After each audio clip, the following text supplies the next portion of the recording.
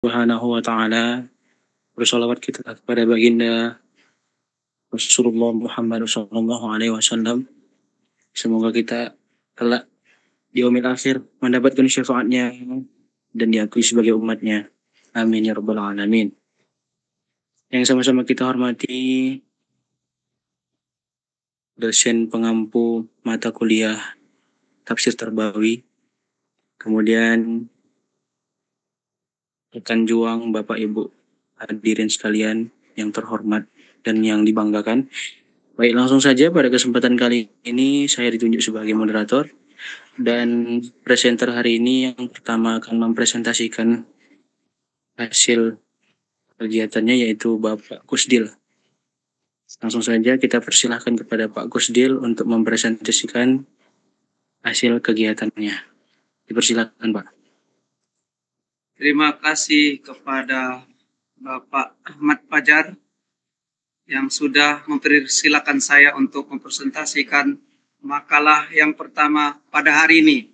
Assalamualaikum warahmatullahi wabarakatuh. Waalaikumsalam warahmatullahi wabarakatuh. Yang saya hormati Bapak dosen pengampu kita dan yang saya sayangi teman-teman MPAI semester 1. Baiklah, pertama kita bersyukur alhamdulillah masih diberikan kesehatan. Allahumma sholli ala sayyidina Muhammad. Kepada teman-teman, apakah sudah layar saya sudah berbagi? Belum, Pak, belum. Kalau belum nanti sudah, Pak. Ini sudah, Pak. Sudah ya. Baiklah.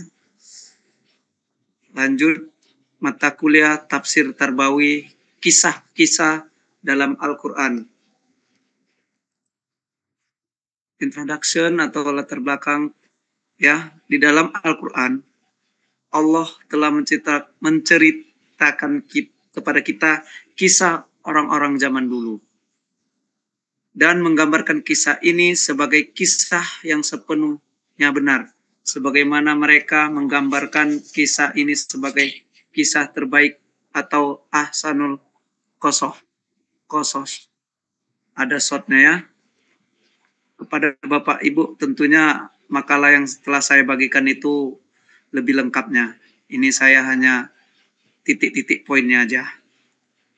Kemudian Allah mendidik dan menasehati kita untuk membuat kita berpikir, dan Allah memerintahkan kita untuk sekali lagi menceritakan kisah ini kepada umat manusia agar mereka berpikir.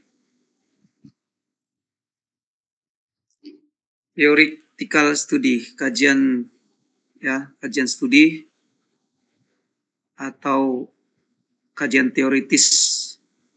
Yang pertama, pengertian kisah atau qasas. Kisah dari bahasa Arab ada qasas, tamarbuto, dan bentuk jamaknya adalah qasas. Dengan qaf dibaca kasroh, kisah dalam bahasa Arab adalah berita-berita yang diriwayatkan dan diceritakan. Asal kisah menurut orang Arab adalah penelusuran jejak. Orang yang ahli dalam urusan jejak berjalan di belakang orang yang hendak diungkap beritanya. Maka dia menelusuri jejaknya sampai dia berhenti di tempat dia tinggal. Dan mengutarakan, menyampaikan berita-berita disebut kisah. Karena pembawanya menelusuri peristiwa kisah seperti apa yang terjadi. Selanjutnya yang kedua, kajian teoritis ini perbedaan kisah dengan sejarah. Kisah merupakan sebuah warna. Warna itu maksudnya bukan warna seperti kenyataan, maksudnya keadaan. Kisah merupakan sebuah warna adab atau sastra, ya bahasa atau sesuai dengan adat istiadat. Manusia memberinya perhatian tidak seperti kepada bidang yang lainnya. Kisah disukai oleh jiwa manusia, memiliki nilai pengaruh yang tinggi. Jiwa menggemarinya, hati menyukainya, serta telinga membuka pintunya lebar-lebar. Maksudnya indera kita ini dari apa ya, dicocokkan di hati dengan sebuah kisah-kisah. Selanjutnya kisah-kisah di dalam Al-Quran dan hadis yang soleh maksudnya yang baik, semuanya adalah kebenaran dan kejujuran. Dalam Al-Quran sejarah tidak merujuk pada catatan peristiwa masa lalu yang disusun secara kronologis seperti dalam pengertian sejarah modern. Itulah perbedaan antara kisah dan sejarah.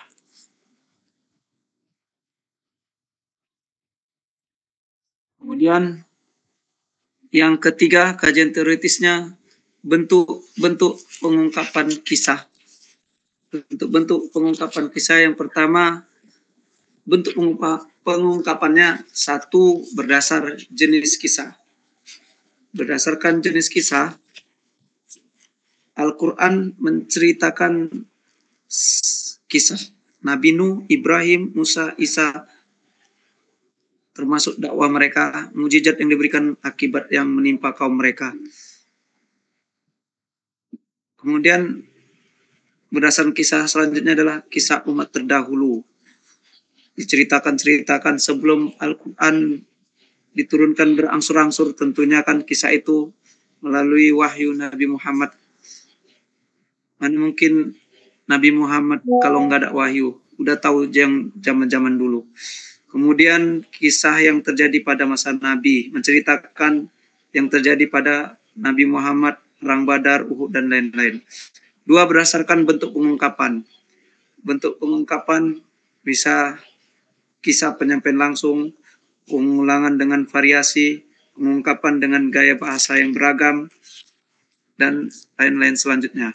Kemudian berdasarkan tujuan, bentuk daripada pengungkapan yaitu berdasarkan tujuan. Berdasarkan tujuan yaitu untuk menguatkan akidah, untuk pedoman hidup, untuk mengambil pelajaran, dan memperingati umat. Mungkin menegur, gitu lah ya. Kemudian yang keempat, terakhir, tujuan kisah. Judul kita kan kisah-kisah dalam Al-Quran. Kisah-kisah.